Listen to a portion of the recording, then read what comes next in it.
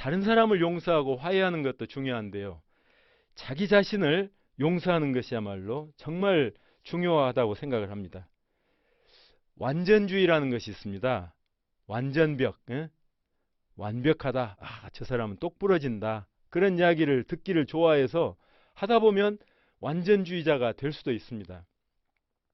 우리나라 유교, 질서를 강조하고 이런 데에서는 이런 완전주의를 많이 자기도 모르게 몸에 밴 그런 상태로 살아갈 수가 있습니다.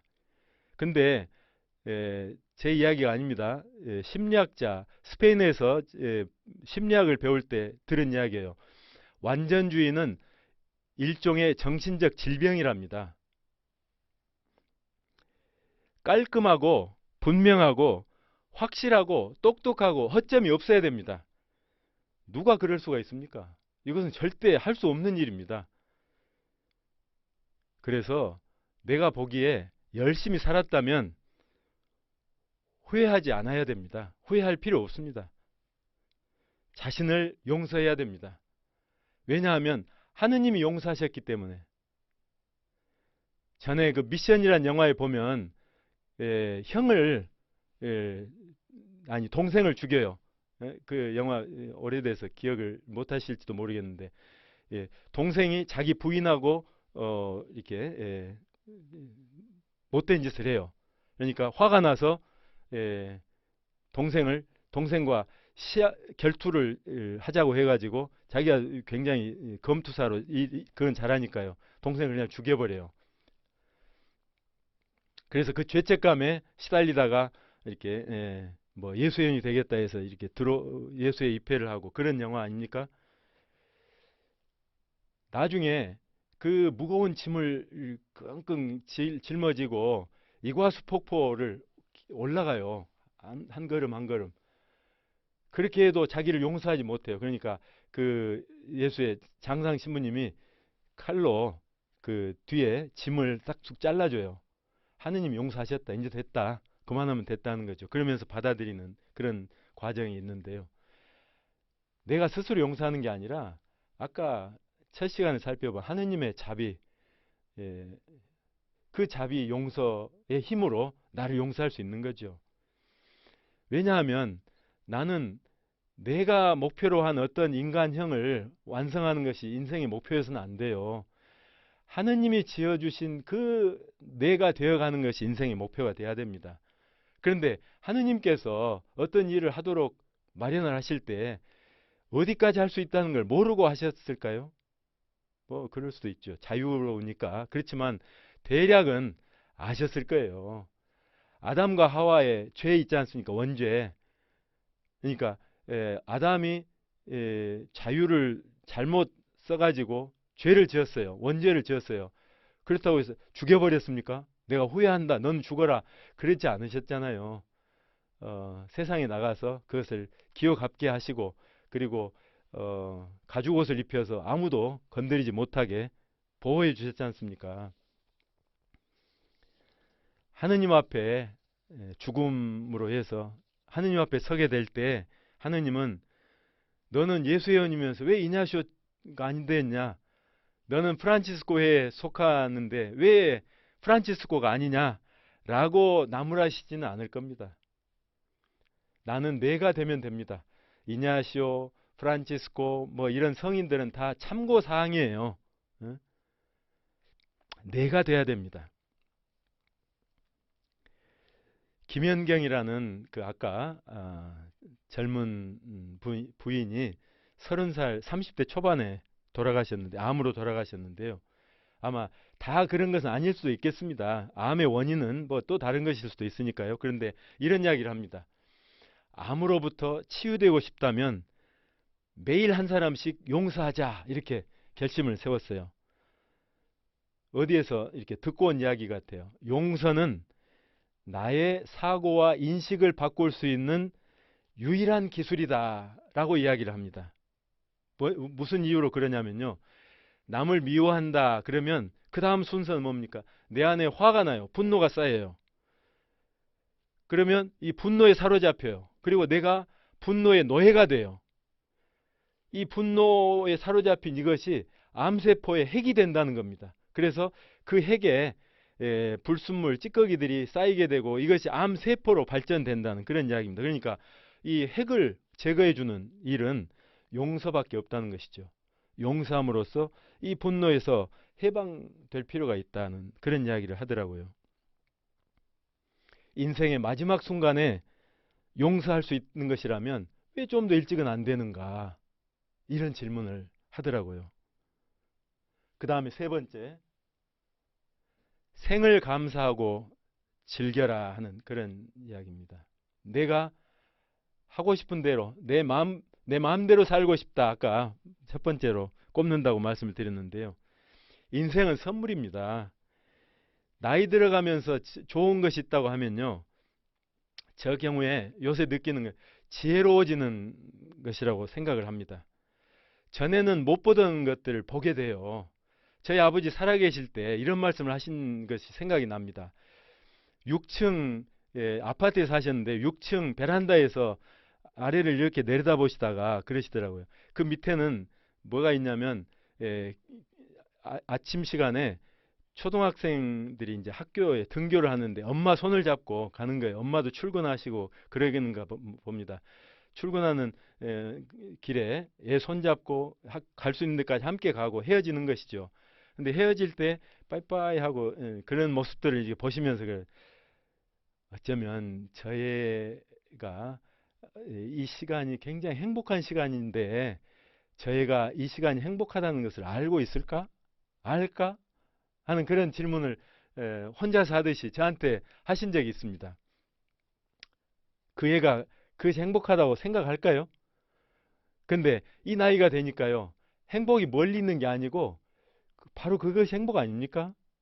별일 없이 아침에 예, 일어나서 밥 먹고 안 가려고 하는 애 달래서 밥 주고 이렇게 해서 같이 손잡고 오늘 학교 생활 잘해 친구들하고 잘 놀아 하고 헤어지는 거 또 저녁에 다시 만나는 거 이것이 얼마나 큰 행복이에요. 나이 들면 그런 시간도 가질 수가 없잖아요.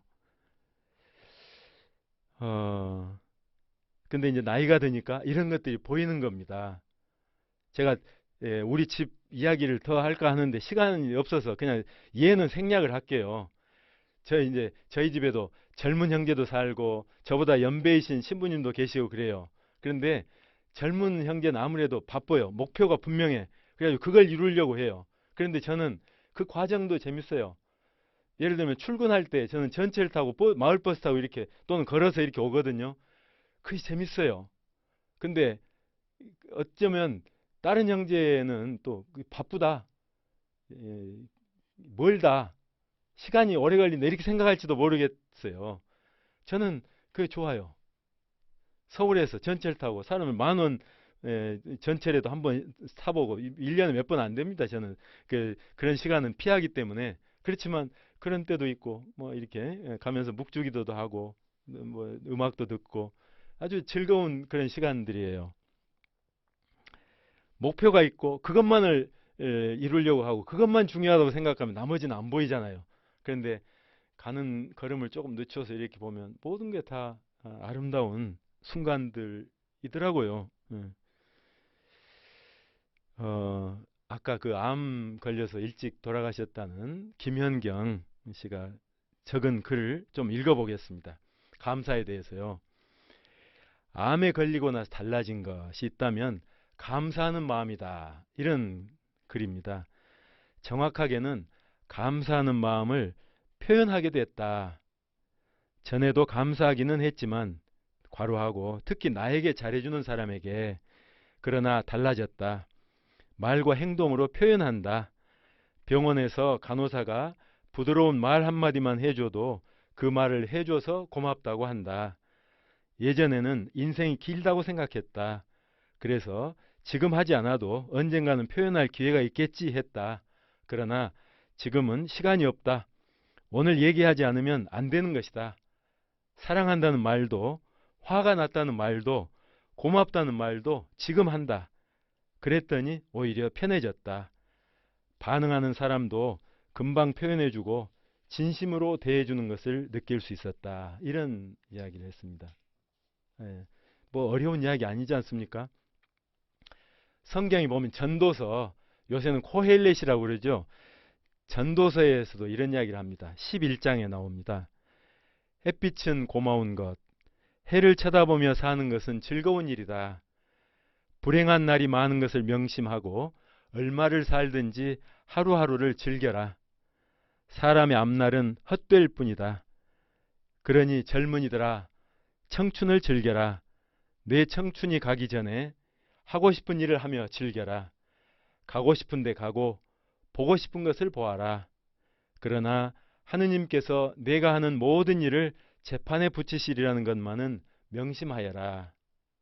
전도서 이야기입니다. 일일 장애 체험이라는 그런 프로그램이 있지 않습니까? 시력, 청력, 뭐 다리를 일부러 절어본다든지, 다리를 잃는 경우를 상정을 해서 그렇게 하는 체험들을 하는 프로그램이 있습니다.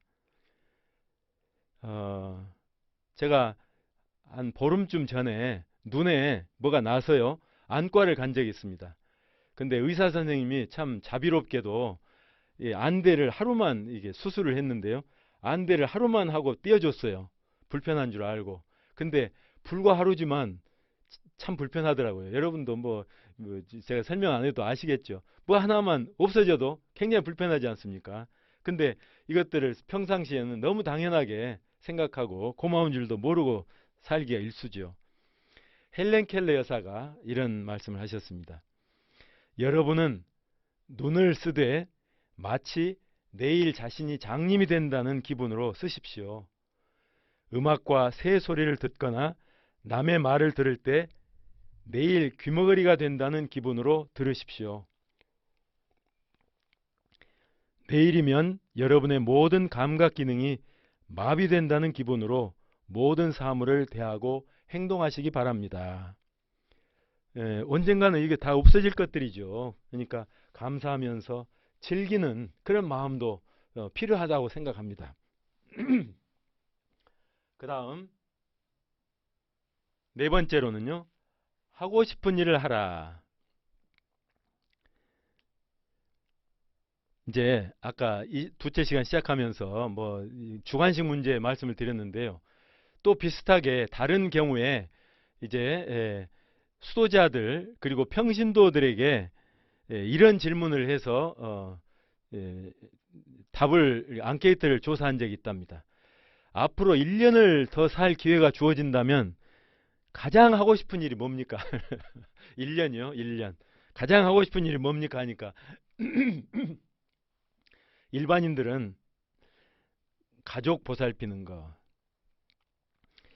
아내와 세계 여행하는 거, 자신의 인생을 정리하고 싶다, 사회봉사 활동을 하고 싶다, 자서전을 쓰고 싶다, 장기 기증을 하고 싶다, 종교에 귀의하고 싶다, 생명 연장에 대해서 연구하고 싶다, 생명보험에 가입하겠다, 취미생활을 더 등등 이런 이야기를 했더랍니다.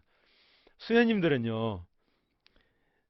여행을 하고 싶다, 내면을 정리하고 싶다, 가족과 함께 지내고 싶다, 깊이 있게 기도하고 싶다, 하던 일을 계속하겠다, 봉사활동을 더 열심히 하고 싶다, 삶을 정리하고 싶다, 사람들에게 마음으로 다가가고 싶다, 열정적인 사랑을 해보고 싶다, 사람들을 만나고 싶다. 어쨌든 이렇게 했는데 대부분 보면 뭐 정신적인 그런 가치들 아닙니까? 영적인 가치라고 할 수도 있고요. 놀랍게도 그래요. 일반인들이든 아니면 수녀님들이든 돈을 벌어보겠다, 어떤 사업을 크게 한번 해보겠다, 이런 답은 거의 안 나오는 겁니다. 그런데 대부분의 사람들은 이런 내면의 소리와 다른 삶을 평소에 살고 있기 때문에 대개는 고통이 많고 갈등이 심한 것이죠. 세상 살면서. 하고 싶은 일을 하라. 네 번째였습니다. 다섯 번째, 어떻게 죽을 것인가를 미리 결심해 두는 것도 필요하다는 그런 이야기를 합니다. 내가 죽은 뒤에 내 아들, 내 딸이 나를 어떤 사람으로 기억해 주기를 바라는가? 친구 같은 분이다. 나를 언제까지나 사랑하신 분이다. 어떻게 기억되기를 바라시는지요? 또 내가 죽은 뒤에 내 부인이 또 남편이 나를 어떤 사람으로 기억해 주고 또 말해 주기를 바라는가? 이것도 한번 생각해 볼 수 있는 것이죠.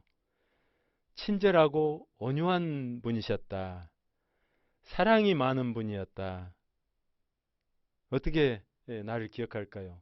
또 함께 살았던 직장 동료, 일을 통해서만 알게 된 뭐 이웃집 사람들이든지 그런 사람들 중에 특정한 누구 땡땡땡 하는 사람이 나를 어떤 사람으로 기억하기를 바라는가?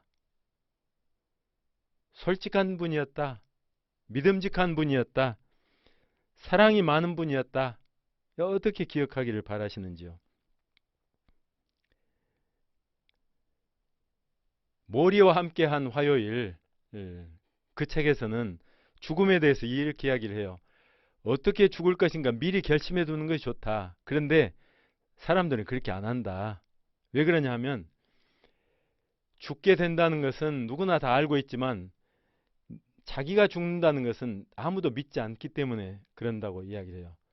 만약에 그것을 진짜로 믿는다면 우리는 다른 사람이 될 것이다. 라고 이야기를 하더라고요. 그러면 이 모리 선생님은 왜 사람들이 자기가 죽는 것을 잘 생각을 못하는가, 못한다고 보는가,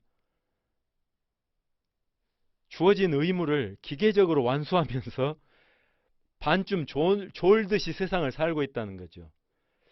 이걸 받아들이기 쉽지는 않은데요. 그렇습니다. 많은 경우에 정말 중요한 것이 뭔지 매일같이 생각하고 사는 것은 아니잖아요. 일단 해야 될 일들, 가정주부 같으면 밥을 한다든지 또는 직장 출근을 하고 애들 뒷바라지하고 뭐 등등 출근해서 뭘 해야 되는 일들, 처리해야 될 일들 이런 것들이 자기를 지배할 뿐 정말 인생에 중요한 것이 뭔가에 대해서 날마다 생각을 하고 성찰을 하고 내가 거기에 맞춰서 살고 있는가라고 생각하고 사는 사람은 많지 않죠. 그러고 보니 스티브 잡스가 그 유언처럼 남긴 말에서 그런 이야기를 했던 것이 기억이 나네요. 자기는 매일 아침 세수하면서 거울을 보고 나는 오늘 무엇을 위해 살아야 되는가? 내가 살아야 돼. 정말 중요한 것을 위해서 오늘 살 것인가를 물어봤다고 그럽니다. 정말 그렇게 한다면 인생이 달라지죠.